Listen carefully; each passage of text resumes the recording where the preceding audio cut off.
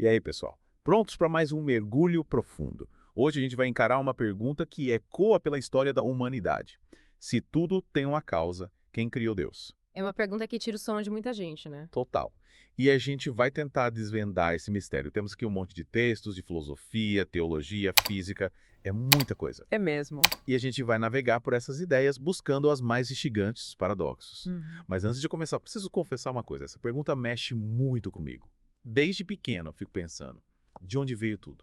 E quem criou Deus? É uma questão universal, né? Em todas as culturas, em todas as épocas, as pessoas se perguntam sobre a origem do universo e da divindade. Exato. E a gente vai explorar essas diferentes visões, começando pela ideia de criação, que é central em muitas religiões. Verdade. As religiões monoteístas, como o cristianismo e o judaísmo, colocam Deus como um criador eterno, sem origem. Mas como entender um ser que sempre existiu? É um desafio para a mente humana, né? Conceber algo que não tem começo nem fim. Totalmente. É aí que a filosofia entra em cena, tentando dar uma luz. Sim. E o Aristóteles, por exemplo, lá na Grécia Antiga, falava do motor imóvel. Ah, o famoso motor imóvel. Isso. Uma causa primeira que põe tudo em movimento, mas não é movida por nada. Tipo o start do universo, mas sem precisar de um start próprio. É uma metáfora interessante para tentar explicar a origem de tudo, né? Mas e aí, esse motor imóvel seria um deus. Para Aristóteles, não necessariamente um deus como as religiões descrevem. Ah, entendi. Seria mais uma força, uma energia, a lógica por trás da ordem do cosmos. Isso mesmo, uma espécie de princípio ordenador do universo. Interessante. Mas aí vem Santo Agostinho, o teólogo cristão, e leva essa ideia além. Ele tinha uma visão bem particular da criação. Ele diz que Deus não é só a causa primeira, mas o criador do próprio tempo. Ou seja, antes de Deus criar o universo, o tempo simplesmente não existia. Para Santo Agostinho, Deus está fora do tempo, não está sujeito à nossa percepção linear de passado, presente e futuro. Caramba, isso mexe com a cabeça. Uhum. Então, para ele perguntar quem criou Deus, é como perguntar o que existia antes do tempo. Exatamente. É uma pergunta que perde sentido, porque o próprio tempo é uma criação divina. De explodir os neurônios. Mas, e aí, saindo da filosofia e da teologia, o que a ciência moderna tem a dizer sobre essa questão? A ciência tem levantado hipóteses interessantes sobre a origem do universo, né? Sim. Figuras como Stephen Hawking e Lawrence Krauss defendem que o universo pode ter surgido do nada. Do nada. Espera aí, como assim? Tipo, do nada, nada. Mas esse nada não é o vazio que a gente imagina. É um estado primordial onde as leis da física, como a gente conhece, ainda não se aplicavam. Entendi. É como se as próprias leis da natureza tivessem surgido junto com o universo a partir de flutuações quânticas nesse nada. Flutuações quânticas. Eita, agora complicou. A física quântica é complexa.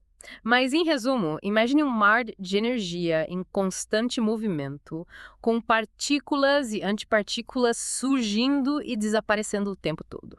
Tô tentando visualizar. É um estado caótico, mas regido por leis probabilísticas. E, em algum momento, uma flutuação nesse mar de energia pode ter dado origem ao Big Bang. Ah, o famoso Big Bang. Exatamente. E a partir daí o universo começou a se expandir, gerando as partículas que formam tudo que a gente conhece. Nossa, que viagem. Então, para Hawking, não precisa de um deus para dar o start no universo. As próprias leis da física, nesse estado primordial, teriam dado conta do recado. Interessante. Yeah. Mas essa ideia também deve ter seus críticos, né? Nem todo mundo concorda com essa visão. Claro, o Richard Swinburne, por exemplo, filósofo da religião, argumenta que a ciência explica como as coisas funcionam, mas não responde ao porquê da existência. Ah, faz sentido. Para ele, a busca por um criador está ligada à nossa necessidade de encontrar um propósito, um significado para o universo. A gente quer saber de onde viemos, para onde vamos. Qual o sentido de tudo isso? Exatamente. E a ciência, por mais que avance, ainda não tem todas as respostas. A ciência explica a mecânica do universo, mas não a razão de ser dele. É como se a gente visse um relógio funcionando perfeitamente, mas não soubesse quem o construiu e por quê. Perfeito. E essa crítica nos leva de volta à grande questão, a eterna busca por sentido. Será que o universo tem um propósito, um plano maior? Ou será que somos só frutos do acaso? Um conjunto de átomos que se juntaram por pura coincidência. Essa é a questão que nos move. E olha só, já estamos debatendo isso há séculos, desde a Grécia Antiga. É verdade. E mal começamos nossa jornada. Ainda vamos explorar como outras culturas, mitologias e religiões encararam essa busca pela origem de Deus. Que vem os deuses egípcios, o Brahman hindu e tudo mais. A aventura continua, preparados para uma viagem no tempo. A gente vai voltar alguns milênios, direto para o Egito Antigo. Ah, Egito. É dos faraós, pirâmides e, claro, da mitologia. Isso mesmo, uma mitologia rica, cheia de deuses e deusas, cada um com suas histórias e poderes. É verdade. Mas como os egípcios explicavam a origem de tudo, a criação do universo? Eles acreditavam em um oceano primordial, um caos aquoso chamado Nun, e desse nada surge Atum, o deus que se autocria. Espera aí, então os deuses egípcios não eram eternos. Eles também tiveram uma origem. Exatamente. É uma diferença importante em relação à visão monoteísta que a gente viu no cristianismo e no judaísmo. Ah, entendi. Então, para os egípcios, os deuses surgiram do próprio universo, não o criaram. Isso, eles fazem parte do cosmos, nascem e evoluem junto com ele. Nossa, que interessante. Então, em vez de um deus criador fora do tempo, eles imaginavam um universo que gerava seus próprios deuses. Perfeito. É como se a divindade fosse inerente à própria natureza, uma força que se manifesta em diferentes formas. Faz sentido. E essa ideia se reflete na complexa hierarquia divina egípcia, né? Com certeza. Atum, o deus primordial de Arashu, o deus do ar, e Tefnat, a deusa da umidade. Eita, quanta divindade. E aí, esses dois dão origem a Geb, o deus da terra, e Not, a deusa do céu. E assim a Terra divina vai se expandindo, com cada deus representando um aspecto da natureza ou da vida humana. É incrível como os egípcios personificavam as forças da natureza, né? Criavam narrativas para explicar tudo, desde a origem do universo até os ciclos da vida e da morte. A mitologia era uma forma de dar sentido ao mundo, de conectar os humanos com o divino. E saindo do Egito, que tal de dar um pulo na Índia? Boa ideia. Lá a gente encontra o conceito de Brahman, que se aproxima da ideia de um deus eterno, mas com algumas diferenças importantes. Brahman. Nunca tinha ouvido falar. Me explica melhor. Imagina a realidade última, a essência que permeia tudo o que existe. Brahman é essa força imaterial, sem forma, sem começo e sem fim. Uau, que será? É um conceito bem profundo. Brahman é a fonte de toda a criação, a energia vital que anima o cosmos. Então seria como um deus onipresente que está em tudo e em todos. É uma boa analogia. Mas no hinduísmo, Brahman não é visto como um ser pessoal que cria o universo a partir do nada. Ah, entendi. Ele é a própria essência do universo, a energia que se manifesta em todas as coisas. Exato, o universo emana de Brahman, como a luz emana do Sol. E essa emanação é cíclica, com períodos de criação e destruição se alternando ao longo do tempo. Nossa, que diferente da visão criacionista linear que a gente viu no cristianismo. O hinduísmo, o tempo é cíclico, a criação é um processo constante de transformação e renovação. Cada cultura tem sua forma de entender a origem do universo e da divindade. E essa diversidade de perspectivas é fascinante. Com certeza. Mas agora, voltando para o Ocidente, como o cristianismo lida com a questão de Deus como um ser necessário, autoexistente? Um dos grandes defensores dessa visão foi Tomás de Aquino, um dos maiores teólogos da Igreja Católica. Ah, Tomás de Aquino, famoso filósofo da Idade Média. Lembro vagamente dele das aulas de filosofia. Ele argumentava que tudo que existe no universo é contingente, ou seja, depende de algo para existir. Mas Deus é diferente. Qual a diferença? Deus é o ser necessário, aquele que existe por si mesmo, sem depender de nada. Entendi. É como se Deus fosse o alicerce sobre o qual tudo se sustenta. A causa primeira que não precisa de uma causa. Exatamente. Deus é a fonte de toda a existência, o ser que sustenta a ordem do cosmos. Mas, claro, essa visão também tem seus críticos. Tipo quem? Nietzsche, por exemplo. Ah, Nietzsche. Filósofo que declarou a morte de Deus. Isso mesmo. Para ele, a ideia de Deus foi inventada pelos humanos para lidar com o medo da morte e dar sentido à vida. Faz sentido. A gente busca segurança, conforto e a ideia de um ser superior que controla tudo nos dá essa ilusão. Exatamente. Mas e a ciência? O que ela tem a dizer sobre tudo isso? A ciência tem feito grandes avanços na compreensão da origem do universo, né? Com certeza. A teoria do Big Bang, por exemplo, sugere que o universo teve um início. Mas essa teoria não reforça a ideia de um criador. Tipo, se o universo teve um início, algo deve ter dado o start. É uma interpretação possível. Mas cientistas como Carl Sagan argumentavam que o universo poderia ser autoexistente sem a necessidade de uma causa externa. Carl Sagan, o cara do cosmos. Adorava aquele programa. Ele mesmo. Para Sagan, a pergunta "quem criou Deus?" era irrelevante, porque o próprio universo seria a resposta. Ele via o cosmos como um sistema em constante transformação, regido por leis físicas. E essas leis não exigem a intervenção de um ser sobrenatural. Entendi.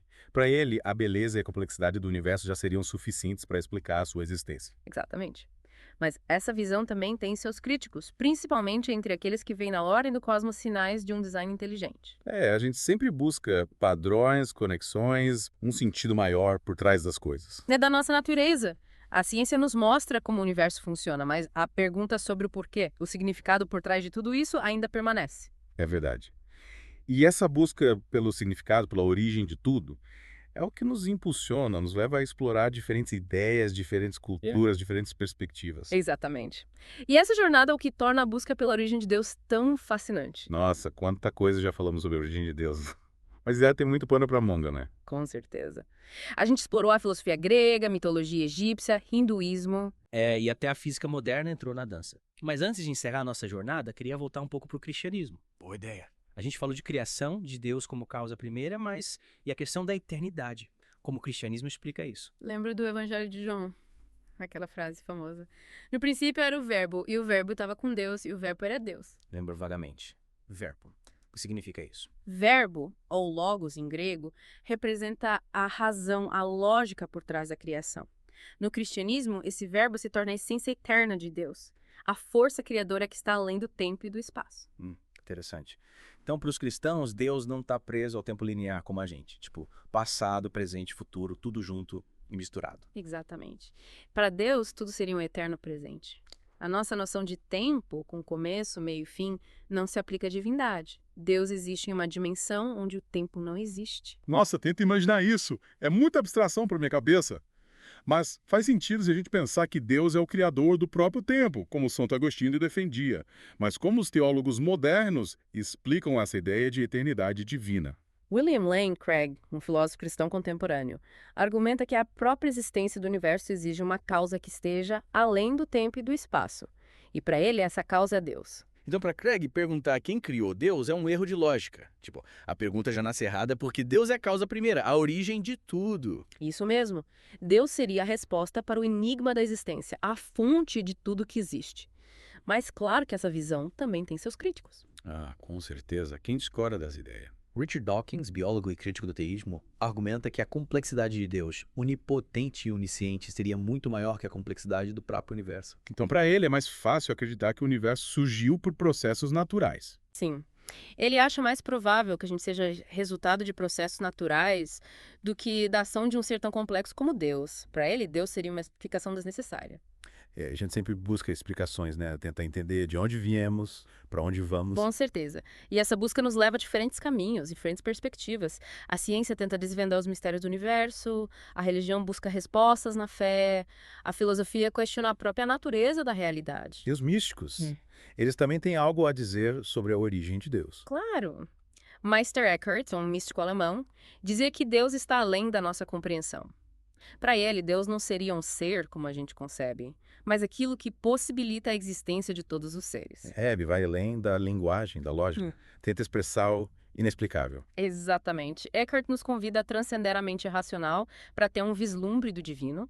E essa busca por uma experiência direta com o divino também aparece em figuras como Santa Teresa de Ávila e São João da Cruz. Eles falam sobre experiências místicas de união com algo que está além da compreensão. É como se eles buscassem um contato direto com a fonte da criação, sem intermediários, sem dogmas. E no cristianismo, como fica a questão da Trindade? Pai, Filho, Espírito Santo, 3 em 1, 1 em 3. Como entender isso? A Trindade é um dos grandes mistérios do cristianismo. A ideia é que Deus se manifesta em 3 pessoas distintas, mas unidas em uma só essência divina. É um conceito complexo que gerou muitos debates teológicos. Tenta explicar isso para alguém que não é teólogo.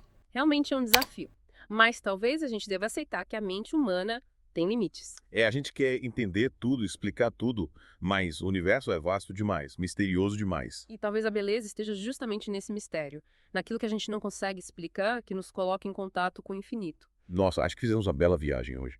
Exploramos diferentes visões sobre a origem de Deus, desde a Grécia Antiga até a física moderna. E no final, a grande pergunta permanece: quem criou Deus? Talvez a gente nunca tenha uma resposta definitiva. Mas a busca por essa resposta, por si só, já é uma forma de se conectar com o mistério da existência. E você, que nos acompanhou nessa jornada, o que concluiu? No fim das contas, a busca pela origem de Deus é uma jornada pessoal. E que essa busca continue nos inspirando a questionar, a investigar, a desvendar os mistérios do universo e da nossa própria existência. Até a próxima.